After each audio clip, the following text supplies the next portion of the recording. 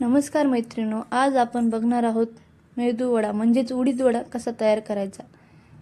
माझी ही रेसिपी आवडली तर व्हिडिओला लाईक करायला विसरू नका। त्यासाठी आपल्याला सर्वप्रथम घ्यायची आहे 1 वाटी उडीद डाळ 4 ते 5 तास भिजत घातलेली। त्याला आपल्याला मिक्सरच्या पॉटमधून मस्त छान व्यवस्थित काढून घ्यायचं आहे। बारीक होईपर्यंत पाणी न टाकता काढायचं आहे। हे मिश्रण बारीक झाल्यानंतर आपल्याला एका पॉटमध्ये काढून घ्यायचं आहे आणि अशाच प्रकारे आणखीन एका पॉटमधून हे मिश्रण बाकीचं राहिलेलं मिश्रणही आपल्याला काढून घ्यायचं आहे।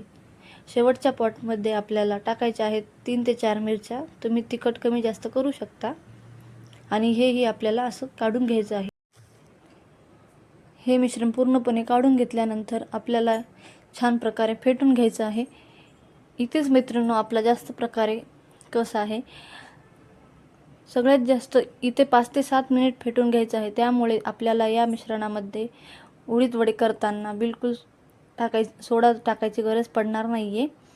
त्यामध्ये आपल्याला बारीक केलेला ओवा टाकून घ्यायचा आहे, चवीनुसार मीठ टाकून घ्यायचे आणि पुन्हा हे मिश्रण छान प्रकारे फेटून घ्यायचं आहे। जेवढं जास्त वेळ आपण हे मिश्रण फेटून घेणार आहोत तेवढेच आपले उडीद वडे हलके मऊसूत होतात आणि क्रिस्पी होतात। आतून नरम सूत मऊ आणि बाहेरून क्रिस्पी होतात।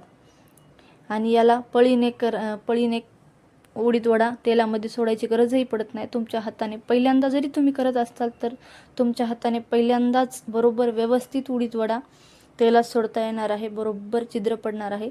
त्याची कन्सिस्टन्सी फक्त आपल्याला अशा प्रकारे करून घ्यायची आहे। आपलं मिश्रण तयार झालेलं आहे की नाही हे पाहण्यासाठी आपण एका वाटीमध्ये थोडंसं मिश्रण टाकून बघायचं आहे।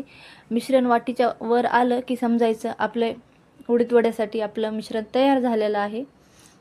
आता बघा व्हिडिओत दाखवल्याप्रमाणे मिश्रण पाण्याने हात भिजवून घ्यायचा आहे। मिश्रण बरोबर टाकून हातावर घ्यायचं आहे, नंतर कढईमध्ये हळूवार सोडायचं आहे।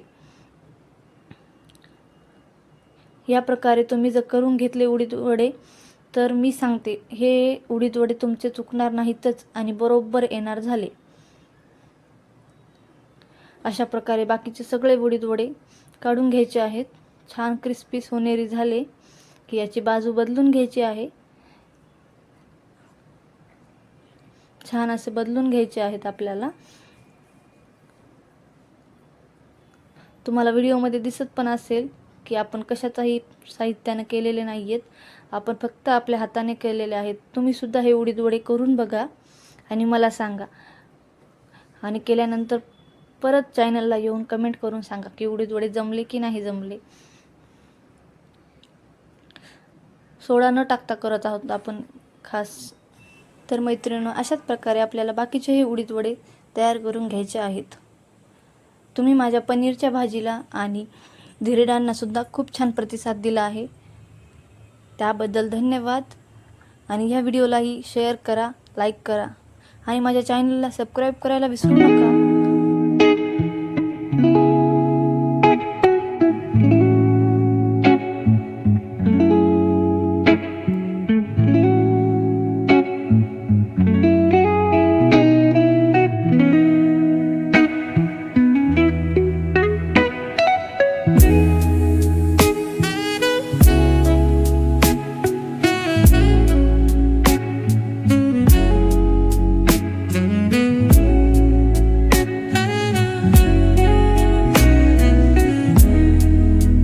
सोबत मस्त वडे एन्जॉय करा। Thank you for watching. Bye bye.